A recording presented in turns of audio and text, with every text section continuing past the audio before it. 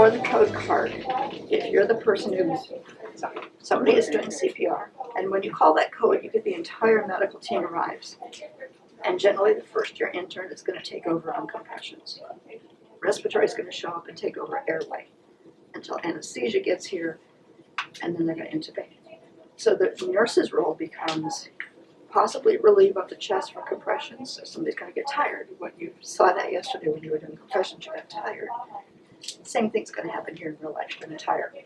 But whoever's here on the card, first thing you want to do is make sure that you handed off the electrode. Now these are training electrodes, so they're already open, but I want to show you. It's a very easy way to place these. Number one goes on the patient's back, which you can also, if you're prepared when you're putting him on the backboard, when he's got it turned like that, that's when you should put this on. Okay, and it very clearly goes on the left side of his back, underneath the scapula on the left side. So Janet, as I'm putting it on you, right here. This one goes on the chest, so the pads are what we call anterior posterior. One's anterior front, one's posterior behind. This one just to the left of the sternum, and this actually becomes your compression pad. So if you place this in the right location and you're doing compressions here, it measures the depth of the compressions for you. So this is your landmark to give compressions. Now we always keep these already attached on every code card so that they're ready to go. So it's connected to the defibrillator. You remember how to turn this on from your training video? And power it up. My glasses on so I can read. Got a monitor, and I'll bring the simulator so we can get it. And I'm going to put on a set of electrodes here so that you'll get an actual EKG that you can simulate. Put him in the monitor mode. If it gave you a VFib as your rhythm on my simulator, then you would immediately go to the red section where it says VFib. You start at 200 joules. So it's rolling up. It's not going to do anything because right now I don't have pads on it. And then you would charge it up. So it's energy select. Right here you see the buttons. I went from 120 to 200. I'm going to charge it up. That's now a live machine. Okay, and it's going to tell you to shock. Now there's two ways to get rid of the shock because we're not going to do it. Easiest way, turn it off. Shock is gone. Now before you shock somebody though, you would want to make sure that pads are in place. Turn it off so it doesn't talk to us in the video. So you want to make sure the pads were in place. Chest, posterior, he's on a backboard. And if we're going to shock him, who's ever going to hit that button, before you hit that button that says shock, when it was that one that was lit up red, you would say all clear, and everybody around the bed needs to back up. You, with the control of the button though, before you put your finger on that button, you need to look to make sure everybody backed up, which means also anesthesia or respiratory therapy has to put the ambu back down. Everybody has to step away. Because heaven forbid somebody's touching anything on the bed, could be an electrical conduit, and you don't want to complete the circuit. I've actually seen that happen where somebody was still touching the patient when we delivered a shock, gave a shock to the nurse as well. Now, should that happen, what do you do? If you accidentally defibrillate a healthcare worker, check a pulse on the healthcare worker immediately, because you have a better chance of resuscitating them quickly, because we just did that today. But that's why the all clear is so important. And everybody around the room should say, I'm clear. And you don't have to back, you don't have to leave the room. Just back up so there's nothing touching, especially things like badges that are hanging here. That's got a metal in it that could conduct. Stethoscopes that might be around your neck. Lanyards. You don't want anything to be in contact. And make sure there's no water on the floor. Which is why who's ever going to run the IVs will be dripping water all over the floor. Water is also a conduit. Okay, clear on this? So if we got a bradycardic rhythm and we wanted to pace this patient, we would go to the green section. And remember, you looked at pacer rhythms. This is going to give that stimulus through those pads again, right through those pads, through the chest wall. And you're going to have to dial up the amps to about 60. and then you'll actually see him twitch a little bit as that electrical current goes to his heart. And the goal is that you should get those EKG rhythms that you've been looking at all day. Now, does that mean you have a pulse? No. Even a monitor rhythm here doesn't mean you definitely have a pulse. So just because you have a rhythm, you say, we have a rhythm, check a pulse. Now, a lot of that's the job of the code leader, and the code leader here is going to be the medical ICU resident. So they're not doing compressions. They should be standing at the end of the bed. They're not running the defibrillator. We are. They're not charting. We are. They are the team leader. And who's ever on the chest, if they get tired, it should say 1 and 2 and 3 and 4 and I need a break, 6 and 7 and 8 and 9, and somebody should be looking at them because you're going to break out in a sweat. Respiratory doesn't generally need a break, but there's usually 2 in the year, and they will spell themselves. It's the person on the chest who's going to need a break after about 3 or 4 cycles of CPR.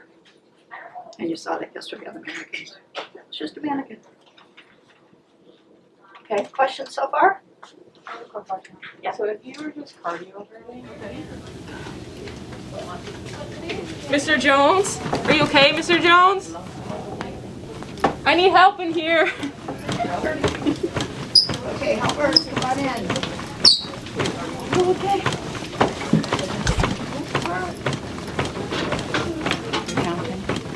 No.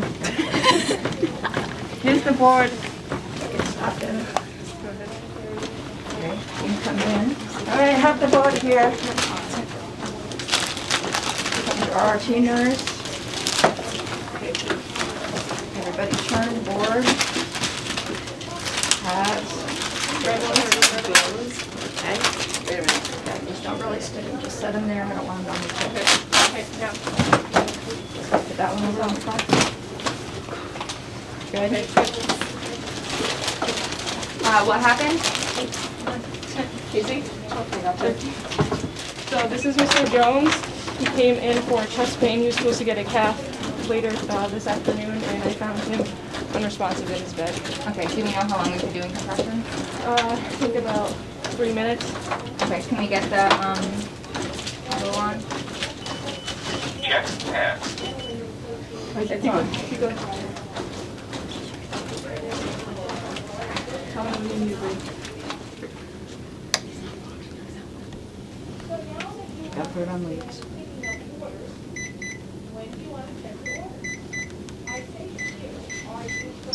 You say, Check pass. so you would say charging. Charging. Okay, clear, everybody. Clear. Clear. Clear. Clear. Clear. Okay, no, we're not gonna do that. Check pass.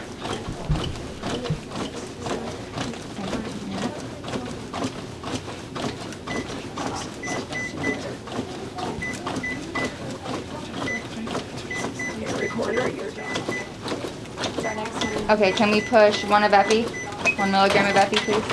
1 milligram of epi. Normally it wouldn't be assembled, it'd be in a box like this. So you would screw it together, you leave this on, and you hand it, and the way you hand it is hold like this. Alyssa, get your hand out and be ready to receive it. Okay, so you never hand anybody anything, you go first.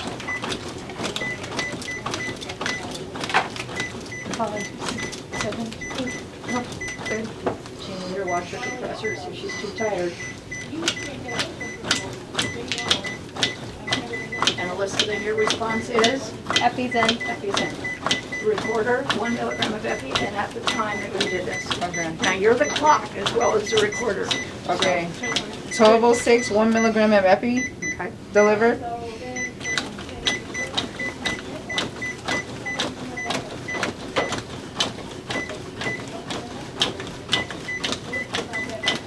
Team Listener, what else do you want to know about your patient? Do we have labs from this morning? K was 4.5. He's breathing. He's breathing. What? Even breath. Respiratory has to get your breath in between compressions. You can do 30 and give a little pause.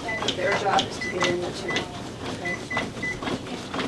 So this morning, blood work, 38 was 3.5. Magnesium was 1.6. Go.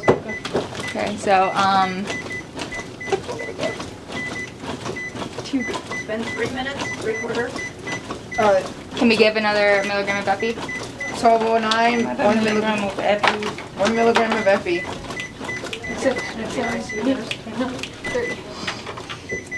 And then if you thought the tape was a problem, just keep your A. You should also be asking for blood gases.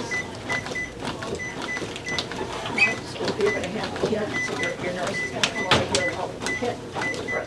I know two nurses that are not going to the gym. Epi's in.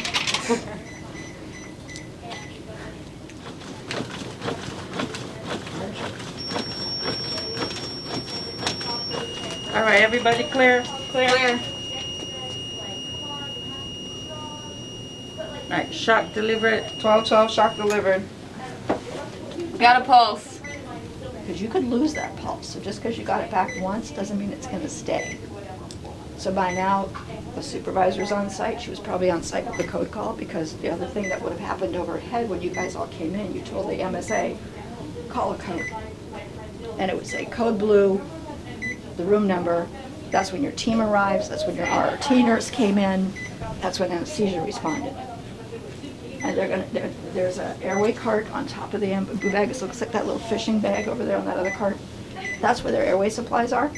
So they're going to intubate. They're not bringing anything with them. Everything should be in the code cart. Now the problem we have is way too many people showing up. And it gets to be like hard to maneuver. You, the team leader, also are in charge of crowd control. You and the nursing supervisor. And people who have no point to be on the team need to back away from the team. So we've intubated, you're now bagging, as long as the pulse is present. So somebody still needs to have a hand on the pulse. Now we're getting ready to go to the ICU. You don't transport until he's stable enough to transport. And that generally means blood pressure is holding in the 70s to 90 range. You're going not far to the ICU needs to be ready. If we're assisting ventilations, respiratory has already called ahead on their phones to get a ventilator set up, and we're going to go to the ICU. So if you go back through your mock code, what did we do? We did airway, breathing, circulation when effective, unresponsive. You immediately started CPR and called for help. Your team arrived and took over duties. The overhead code call gets everybody here. Now, Casey, if it was your primary patient, you already knew what IV lines he had, and you should know if they're patent. That's one of the things that you made an assessment on in the morning. I have an IV or I don't have an IV. So when the ICU nurse shows up, she knows what kind of access she's got. Well, it's a 22 in the back of the hand is not going to be appropriate. You want to go 18 and a cubital. A code is not the time to put in a central line. That's post-resuscitation work. So your recorder's in charge of your time, so whatever her clock says, that's the clock we run on, Jalissa. I don't care what, if your clock is different, we're running her time. So it's 3 minutes for epi. If we continued for a while, and in here the residents would say, can I have a blood gas kit? They're gonna draw blood gases. You only give bicarb if you've got a blood gas. Okay? Now, sometimes people like to give a little bicarb, like to give a little calcium if we've been at it for a long time. It's kind of one of those, well, we've tried everything else maneuvers, but you remember from the algorithm, it's no longer first-line therapy to give bicarb or to give calcium. Epi, epi, epi, and there's no limit on epi. So you, the drug nurse, sending right into failure. Surgical patients get volume. Medical cardiac patients get pressors. Okay? And like I said, bicarb, not unless you've got blood gases or you've been down a long time. It's much harder to reverse an alkalosis than it is an acidosis. Acidosis is all controlled by airway. So if you're breathing appropriate, every 5 seconds, you're not going to have a CO2 buildup. But you give too much bicarb, you can't get that out of the system. Other things you have in the code cart, NG tubes, blood pressure cuffs, extra electrodes. In addition, you've got every IV fluid you would want and tubings and blood work tubings. You got venipuncture supplies to get specimens. So maybe there weren't labs this morning in case they said, we couldn't get labs this morning. Well, somebody's going to do probably a groin stick and they're going to say, give me a red top and gold top, and they'll want tubes so we can check what his electrolytes are. Primarily I want K and MEG. Surgical patients, I may want H&H because maybe he's coding because he's hypovolemic. What was his morning H&H? So that's that kind of on-the-job critical thinking that you learn. You know, I've got a cardiac patient. What should I know? What's his rhythm? What's his pressure? What are his lung sounds like? What are his morning labs? And if somebody didn't order morning labs, I would draw labs on a code. You don't need an order for that. Somebody will put it in later. Okay? So part of your job as you're training is to get kind of familiar with what's in a code card. Now we did attach, there are labels on every drawer, but they're small and kind of hard to read. But we also put it in we made bedside manuals for every code card. Your documentation sheets are in here. Your IV drips are in here. Your algorithms are in here. So nobody has to memorize something when it's here laminated as a resource. Now most of the residents have the pocket-sized one in their lab coats, because depending on if you're bradycardic, the drug therapy is different. You're in VFib, it's epi, shock, and a lot of CPR. If you're bradycardic, it's atropine and temporary pacing, which you can also do on this machine. So you would go to the green buttons. So if I get you a bradycardia, turn your monitor back on. Check pads.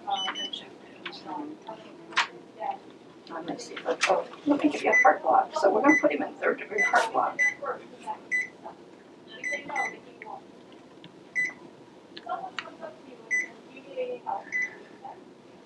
Okay.